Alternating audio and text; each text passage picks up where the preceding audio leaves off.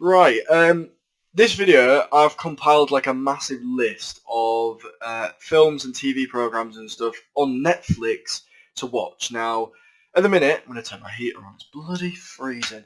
At the minute, we can't really go anywhere or do anything, and I just thought this might help some people narrow down what to watch on Netflix because they've got shitloads. Anyway, I'm going to get on with it because this list is huge, and it's a load of different genres, it's in no particular order, and I'm just going to give a little detail about each film and why you should watch it, I suppose.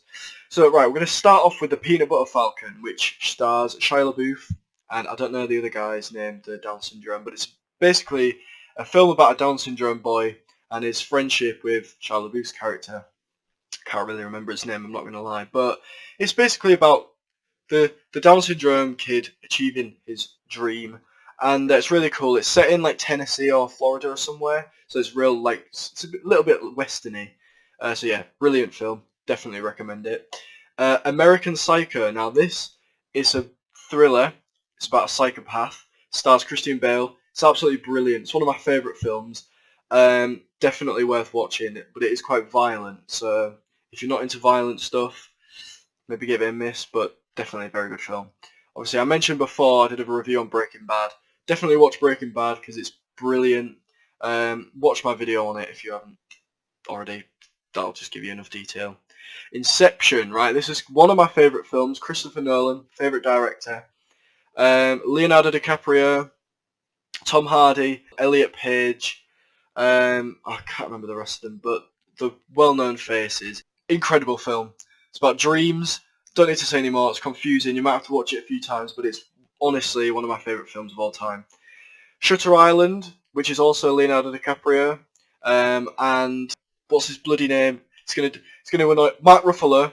They're like two detectives on this island, and shit just goes down. It's Martin Scorsese, brilliant film. Definitely recommend it. I'm gonna say brilliant film for every single one. I bet you any money. Revolutionary Road. DiCaprio is one of my favourite. I think he's my favourite male actor. But Revolutionary Road has got Leonardo DiCaprio and Kate Winslet in it. Both brilliant performances, honestly. Just stunning, honestly. Shot by directed by Sam Mendes, and it's just about this couple that have this girl to like go to Paris, and just I won't spoil it, but it's a good film. It's about a relationship, drama, kind of. This is a TV program called End of the Fucking World. Now, I'm sure a lot of people have seen this, but if you haven't, it's definitely worth a watch. It's a bit weird. It's very, very well. I'd say a bit. It's very weird. It's about two psychopaths, pretty much sociopaths. I don't even know. So it's quite gritty and a bit strange, but interesting. Worth a watch. Both seasons are good. First season's better than the second, but still, give it a watch. Good. Now, this is a weird one that you probably wouldn't expect from me, but Scott Pilgrim vs. the World. Now, I originally despised the thought of watching this film, but it's honestly one of my favourite films. And just ignore how cringy it is, because it is very cringy at times, but definitely worth a watch.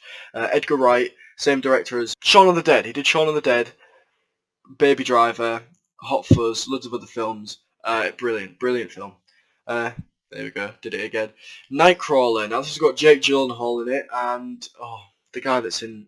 Do you know what? This is just going to be me forgetting people's names, making my film knowledge look terrible. Same guy that's in Venom. Brilliant film. It's basically about this, again, a psychopath. We've got a lovely trend going on here, haven't we? Promise I'm not one. It's about this guy who wants to go and film crime scenes, and it just gets a bit strange. So definitely give it a watch. Quite dark, but it's good. It's good.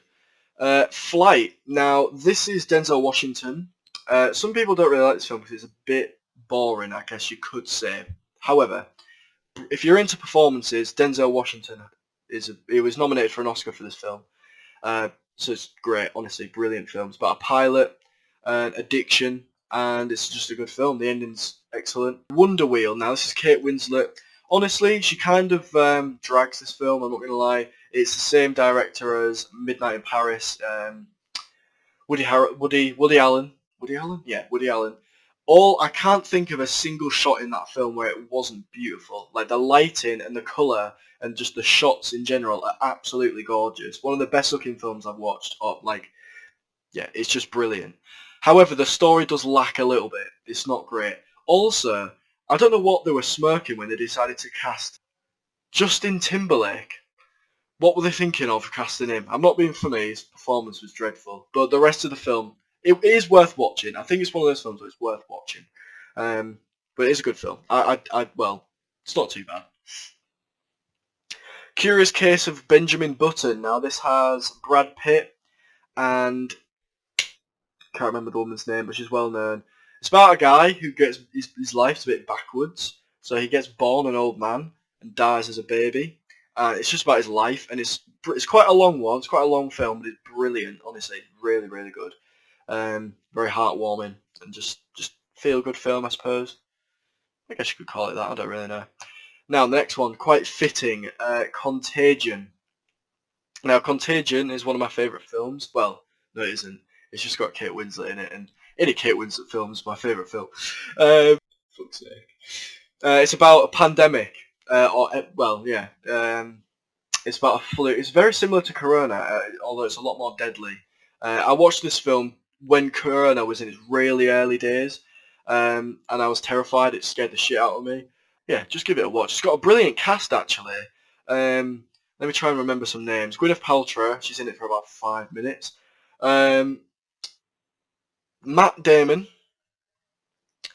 or Lawrence Fishburne, Kate Winslet, obviously, and there's a few others in there, but it's a brilliant film. Give it a watch. Jude Law, he's in it as well, and Marion Collard, or something, the French actress, who's in loads of other good films. Yeah, so give it a watch. It's great. Peaky Blinders. Now, I haven't got enough good things to talk about when it comes to Peaky Blinders. The writing, unbelievable. The way it's written is just beautiful. The cast is excellent. Cillian Murphy, Helen McCrory, Tom Hardy as well in the latest season. It's just absolutely worth a watch.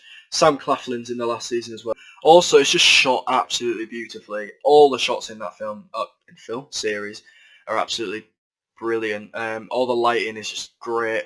Very stylistic. Definitely worth a watch. And it's not too long either.